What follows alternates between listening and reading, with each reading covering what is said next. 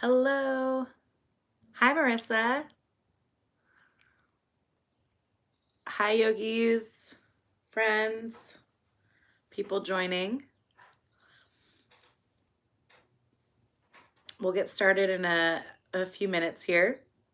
Just giving some time for people to log in. If you're signed in, say hello, your name, where you're joining from, so I know you're here.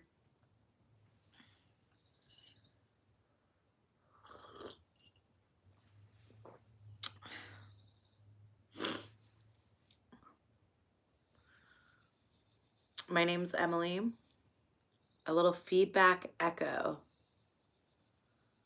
Let me see if I... Hi, Robin from DMV.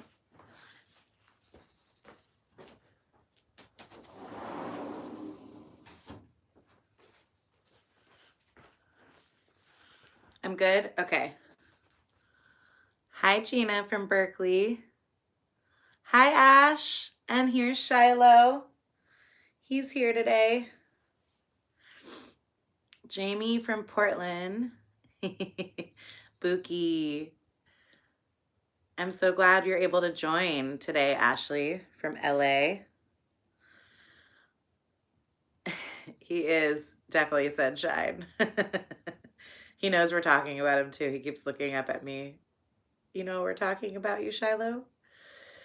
We'll get started in 3 minutes. And today in the Ayurveda Lifestyle Practices, we're going to talk about oil and Abhyanga, or daily massage. Marissa, are you still hearing feedback?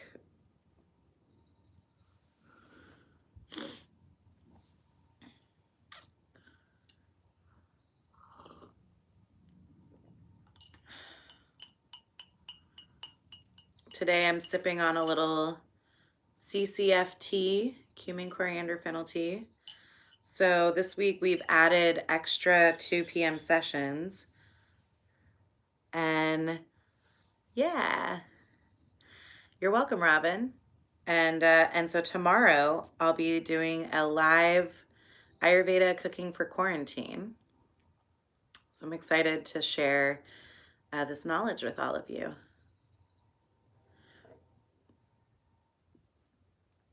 Oh my gosh, Robin, you sprinted for Anthony yesterday.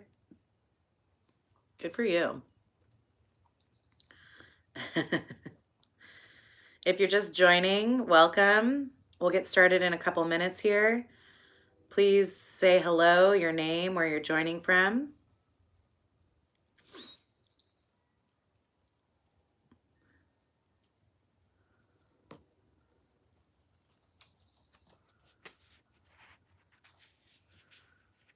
Yeah, YS was cray cray last night. Thanks, AC, for teaching last night. We'll get started in about a minute here. Hey, Kim from Palo Alto. Hi, Seiji.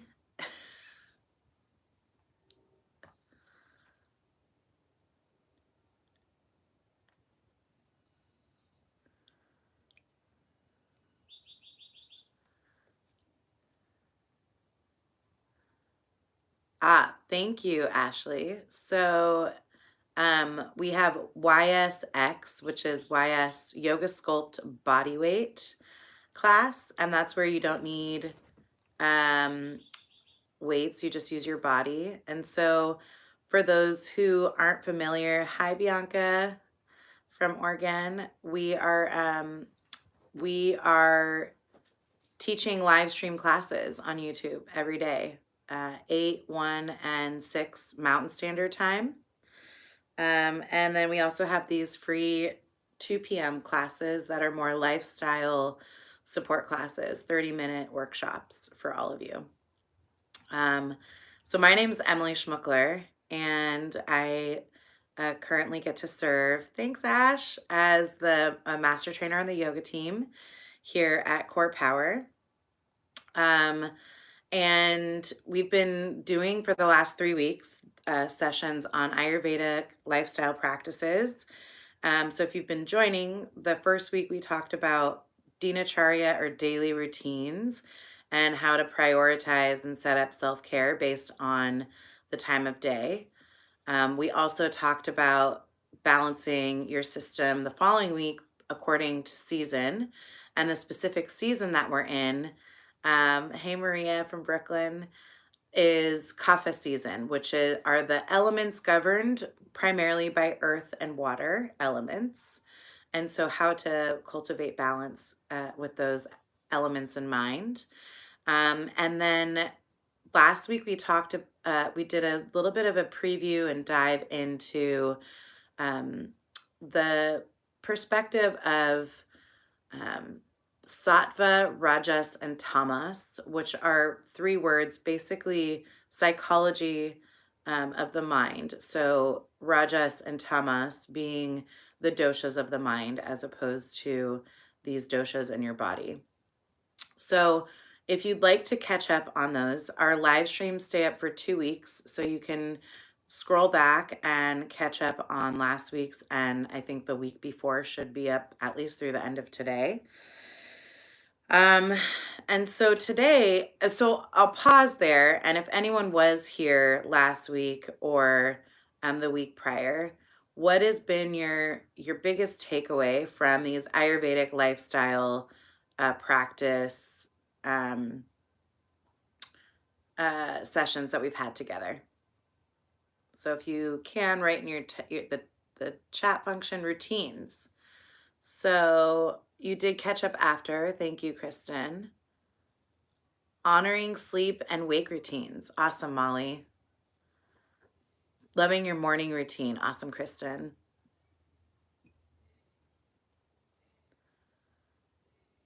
Also, friends, Anthony Chavez will be our moderator today. So I don't necessarily have the capability to chat in. I can read your comments. So I'll do my best to answer, but he'll also do his best to kind of pull out any nuggets that are needed to type in so that you can see. Okay, so today I really would like to unpack oil pulling. Awesome, Kristen, because we're going to talk a little bit about that today. Hi, V. I love you too.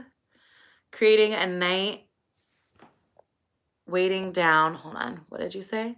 Creating a night waiting down, calming down practice and sleep, especially during these anxious times. Thank you, Gabby. So today I want to talk about Abhyanga. Everyone say Abhyanga. Abhyanga. Abhyanga is it's basically caring for the skin or oiling for the skin. I'm going to read a little passage from Chakara Samhita, which is one of the ancient texts that we study out of when we study for Ayurveda. So here is a passage about Abhyanga or herbal oil massage. The body of one who uses oil massage regularly does not become affected much, even if subjected to accidental injuries or strenuous work. By using oil massage daily, a person is endowed with a pleasant touch, trimmed body parts, and becomes strong, charming, and least affected by old age. So Chakara Samhita was, they have some really funny passages, but I love that because when you use oil on your skin, there's so many benefits for putting oil on your skin. So I want to talk a little bit about why you use oil. We'll talk a little bit about the types of oil that you use. And then if there are any contraindications to oiling your body. So just to high level overview, if you're just joining, this is the first session you've ever done. Ayurveda is a science and medical system from the ancient Vedas that believes that we are the microcosm of the macrocosm, and we're all made up of the 5 elements: ether, air, fire, water, and earth. And then it's a unique combination of these 5 elements that organize Vata, Pitta, and Kapha doshas. So Vata being ether and air, Pitta being fire and water, Kapha being water and earth. We have all three, but the way our elements are organized in our body are unique to us and different than anyone else.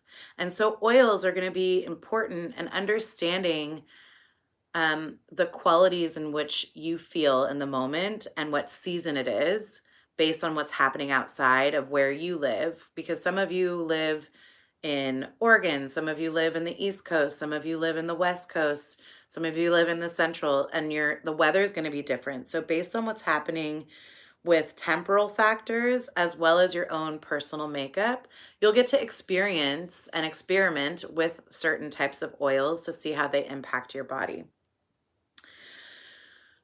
So, massage specifically acts on the circulatory, nervous, and lymphatic system. The lymphatic system assists in the circulation of blood by draining excess liquid from the blood. Our lymph provides a direct line for the defense mechanism of our body. And so lymph nodes, we probably heard this before, they're activated by heat produced by friction during massage. So when we massage, it cleanses and revitalizes our body by stimulating lymph. So we're literally decongesting lymph in our body. And Abhyanga, it makes our skin glossy, soft, and strong. So doing self-massage with oil, it decongests our lymphatic system. It boosts our circulatory system, which in turn helps us to build immunity. It improves the luster of our skin. It also acts as a barrier. And so when you're taking a shower, you actually, Ayurveda tells us not to use soap all over our body because it can pull the natural oils from our skin, that you really just need it for your bits and pits, soap. And then when your skin is warm and open is when you would start to do Abhyanga. It's recommended that you would do self-massage or Abhyanga on an empty stomach so that you can reduce the risk of any sort of digestive disturbances. Remember that you're putting oil in your skin, and that your skin, whatever you put on your skin, gets absorbed into your organs within 20 minutes. And so the energy needed to digest should stay in the gastrointestinal tract. And so when you're putting oil on your skin, it's important to have an empty stomach so that you can digest the oil. You'll want to, so before I get into directions of how to use it, the other effects of doing self-massage pacifies the aggravated dosha. So our doshas, Vata, Pitta, Kapha, are meant to be at fault or go to be disturbed. We're constantly working against the elements outside, the elements in our body, to find balance. And so oil helps to pacify the aggravated dosha. It also helps to balance the dosha within your constitution. So there are two things that we look at when we're looking to restore balance. We look at your vrikriti, which is your current state, and your prakriti, which is your innate constitution, which you were born with. And generally, when we're finding balance, we work towards balancing the vrikriti, the current state. Also, the effects of Abhyanga include maintaining your Agni, or your digestive fire, and strength. It strengthens your bodily tissues, or what we call dhatus of the body, Dhatus, dhatus. It harmonizes the flow of our life force of prana, and it helps to nurture mind, body, and spirit. Oil in Sanskrit is sneha, or rather, oiling the body, rather, when you put oil on the body, is snehana, means to put on oil. And the Sanskrit word sneha means love. So when you're putting oil on your skin, you're literally putting love on your body. Also, regular head massages should be done as well. According to Ayurveda, yes, Ashley Hart, according to Ayurveda, head massages help prevent premature hair loss and graying of the hair. If you have dry scalp, doing oil treatments on your scalp will really help and provide sound sleep. And massaging oil into the soles of your feet and legs can really help soothe cracked skin. And it is said to improve eyesight and strengthen the reproductive system. And I'll explain a little bit why. Your eyes are the sense organ for Pitta, which is transformation. Yes, Molly, I'll explain when to do dry brushing and when to do oiling in just a moment.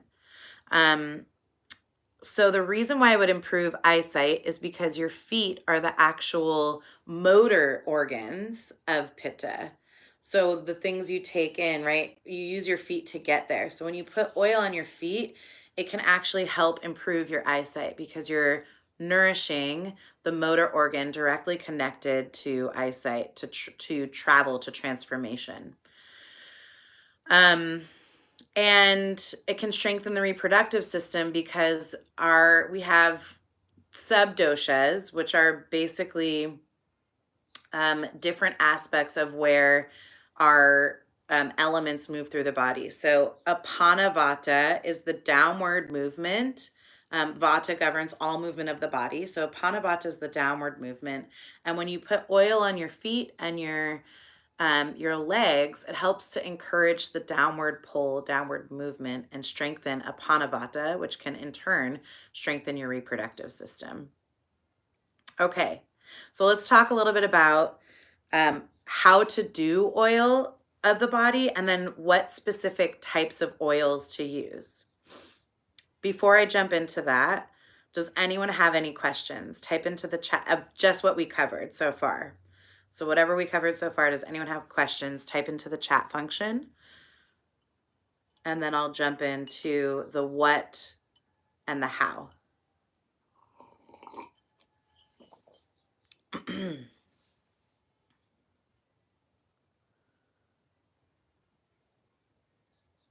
Okay, I'm not seeing any questions come in. So, to answer your question, Molly, if you are doing dry brushing, will you remind me the name of the three and what they mean again? Yeah. And Anthony, maybe you can type this in for me, please. So there's Vata, V-A-T-A, which is comprised of ether and air elements.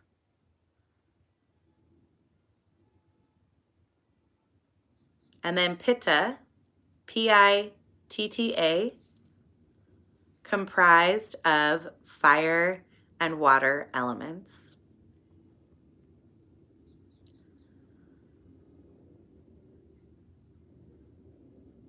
Then lastly, Kapha or Kapha. You'll hear it pronounced differently in different parts of India. Both are fine. Trust me, I've had multiple Indian teachers in my program tell me it doesn't matter if you say Kapha. K-A-P-H-A, comprised of water and earth elements. And those doshas are organized uniquely in each person's body differently, as well as outside. So when you look outside, you can see Vata dosha. If there's wind, there's all the space. If you look around you, whatever space you're in, you can see space. You can see ether. We have space in our body, all the space between our organs, the space in our bones, etc.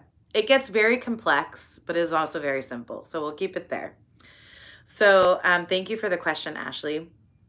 So materials suited, so what you'll need, materials, you'll need, sorry, I'm backtracking. Molly, to answer your question, if you're dry brushing, ideally you want to dry brush prior to your shower because it loosens the dead skin off of your body. It cleans out the sebaceous fat that can get stored overnight in your skin. And then rinse your body with water. and then you'll do Abhyanga or oiling. So materials that you'll need about 2 to 3 ounces of massage oil suited for your dosha or the dosha that you are pacifying, a small bottle for the oil, a pot of warm water, and an old cotton towel or mat because you don't want to slip. Thank you, Molly. So you'll warm your bottle of oil in some warm water. Ideally, I usually just keep I'll show you some oil. So let's say you're just using sesame oil. This is a glass bottle. I'll like turn up the hot water on the sink and just put and plug it up and put the oil in the sink so that the water heats up. But you could also boil water, pour it in a pot, and stick the bottle in there to heat it up. And then you can also apply it at room temperature, but it is when your body is warm and when the oil is warm, it just penetrates deeper into the tissues much faster as well. And you digest it a little bit deeper. It can be a little bit more therapeutic of a treatment if your body and the oil is warm. You'll put the oil on. So there's different ways to do it. You can put the oil on prior to showering if it's warm. And when you get in the shower, the warm water will penetrate the oil deeper. And then you just kind of like rinse it and your skin will literally absorb the oil. I've also heard that you can shower and then put the oil on after your hot shower and I kind of like to do that, especially if I'm going to sleep at night with the oil on, is taking a shower and putting the oil on after.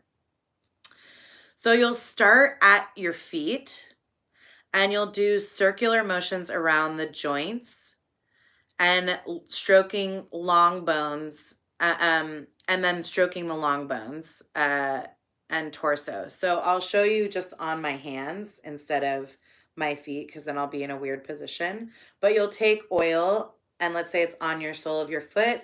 You'll rub it on your foot and then on your toes and your joints, you do little circular motions. At the ankle, you want to do circles around the ankles. I will go into the oils in just a moment, Gabby. I'm just doing directions on how to do the oiling first. And then thank you for the question. Then you do the long bones like this. And then for your stomach, you want to go in the direction of your digestive system. So up the right side, across the left, or across the center, down the left. So it's a circular motion to follow the direction of your digestion, and same on your back. Move in a clockwise direction on your back and your low back. And then you'll move up to your arm and pull the oils, start at the shoulders and then go down. And then you can do women, really, really important to massage your breasts. There's a ton of lymph and lymph nodes in your chest area. And it's a great way to move all the lymph that gets bogged down in your chest and your breasts. And so you can also apply it to your scalp if you intend to wash it that day. And then once applied, let the oil stay on for a few minutes before you go into the tub. And when you get into the water, don't soap the oil off. Just allow the warmth of the water to penetrate and drive the oil into your skin and down into your tissues. And then it's really important that you keep in mind the oil can make the shower slippery. So you do want to make sure to wash the oil off of the floor of your bathtub. So specifically, and I'll get into the oils in just a moment, but I want to talk a little bit about the technique for which dosha you're pacifying. So for pacifying Vata, which is usually if you're feeling stimulated up here in your mind, you want to ground yourself, or you're having uncontrolled movements, maybe you've been going all day and you just want to ground down, you'll want to do slow, gentle, and long massage for pacifying Vata. You'll want to start on the feet, then the belly, the whole body, and end on the head. Use a lot of oil, maximum application, and focus primarily on joints and dry areas of the body. The purpose for pacifying Vata would be for rejuvenation, to feel more luster, because Vata has less water and earth elements in the body. For pacifying Pitta, you want to do a gentle yet firm rhythmic massage. You'll start from the head, move on to the belly, the whole body, and end on the feet. You'll want to focus with a moderate application of oil on muscles and irritated areas of the body, because when we have too much fire in our body, we feel irritated and agitated. And the purpose for Abhyanga for Pitta is to find more balance. Abhyanga for Kapha. This is, think, really wanting to move that earth and water element in your body. So if you have more Kapha in you, or you're feeling lethargic, slow, heavy, those qualities of Kapha, you'll want to do a deep, firm, and rigorous massage. You'll start from the belly and then massage the whole body down to the feet and end on the head. You'll use application of little oil or no oil, and you can use a dry brush or raw silk gloves. So the intention is to focus on stimulating lymphatic and adipose tissue, and the purpose is more for cleansing. We're also in Kapha season, so you can do more of that in Kapha season. Before I go into the type of oil to use, I just want to cover contraindications for Abhyanga. So if you have a cold, flu, or fever, you definitely don't want to do Abhyanga. If you're pregnant, unless approved by an Ayurvedic physician or OBGYN, please don't do Abhyanga, because it can induce labor. The first 3 to 4 days of menstruation, you also don't want to do Abhyanga. Let your body cleanse itself for that. When there are toxins or ama in the body, so how to know, do I have ama, do I have toxins? Body aches, heavy coating on the tongue, sluggish digestion, foul smell in the form of bad breath or body odor. That's toxins or ama in the body, and those are contraindications to not doing oiling. So let's talk a little bit about the type of base oils to use. So for Vata dosha, you want to think about using more sesame, jojoba, or almond oils. Sesame, jojoba, or almond for Vata. They're warming. And if you're making your own, you can also add balancing essential oils. So, sorry, I know I'm probably talking kind of fast, Anthony. I'll say that one more time. Base oil is sesame, jojoba, and almond for Vata. You can use sage, lavender, sandalwood, or tulsi essential oils to add to those oils. For Pitta, base oils are good, are sesame, olive, sunflower, jojoba, and coconut.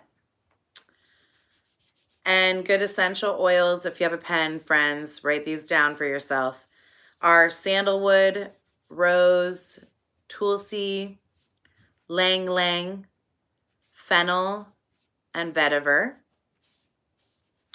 And for Kapha, good base oils are sesame, mustard, or almond. I also think sunflower is good for Kapha as well.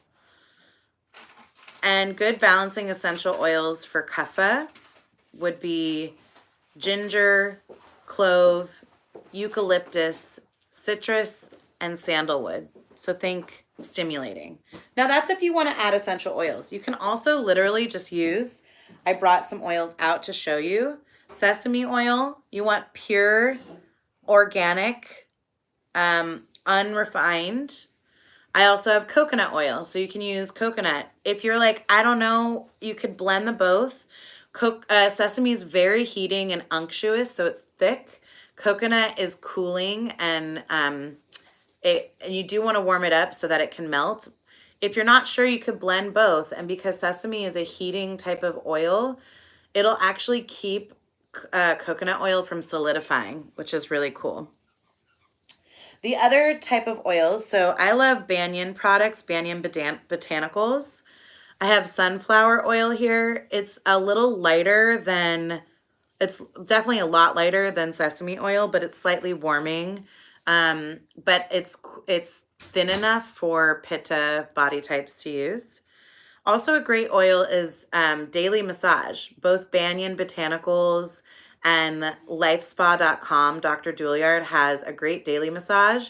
This is a medicated oil, so it has a couple different herbs that will balance and are fine for all three doshas if you do daily massage.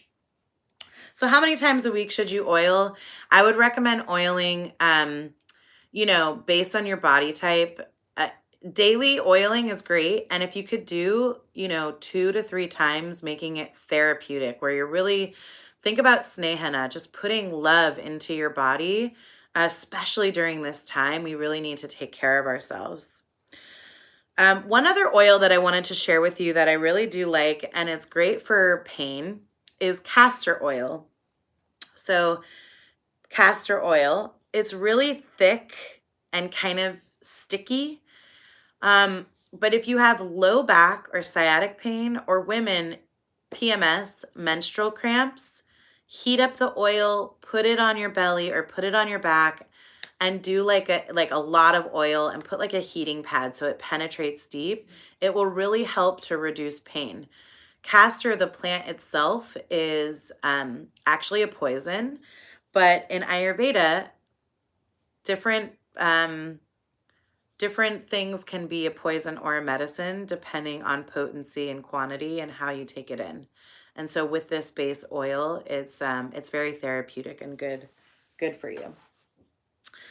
Okay, I'll leave the chat function open for the last couple minutes that we have together to see if there's any questions that you have.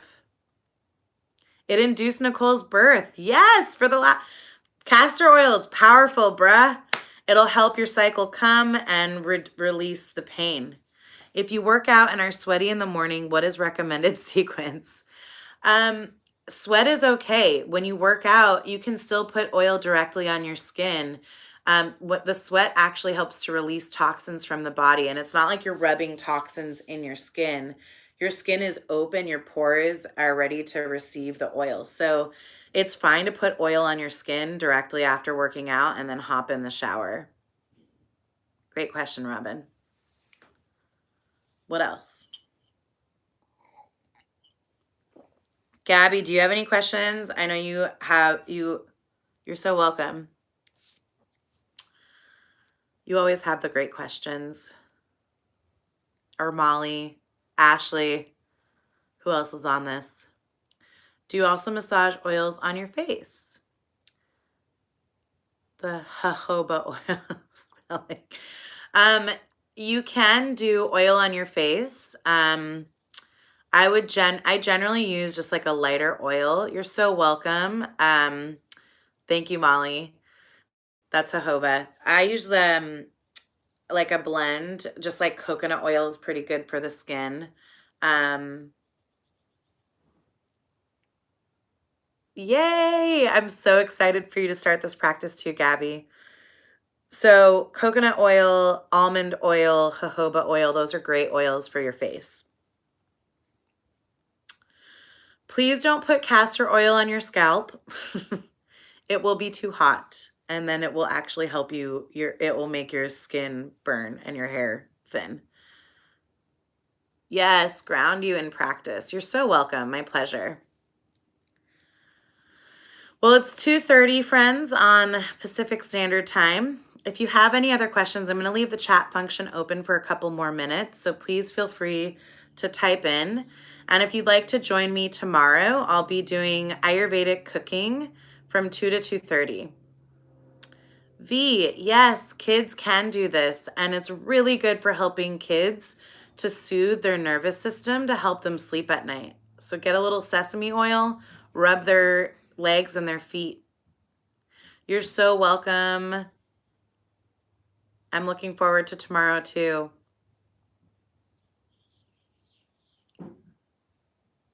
Tomorrow, all you'll need is a pot and water. We're going to cover cooked water. So I'll leave the chat function open one more minute or so. You're so welcome, Erica. You know, V, play with it. Thank you, Ashley. You're amazing too. Love you. V, you can play with it. I would add maybe 10 to 12 drops of cooked oil. I know you can cook water. Yeah. Okay, thanks, Neil. You're so welcome, V. You all have a beautiful rest of your Wednesday, and I hope to see you tomorrow for Ayurvedic quarantine cooking. Thank you so much. Yeah, thanks, Gina. Definitely do it.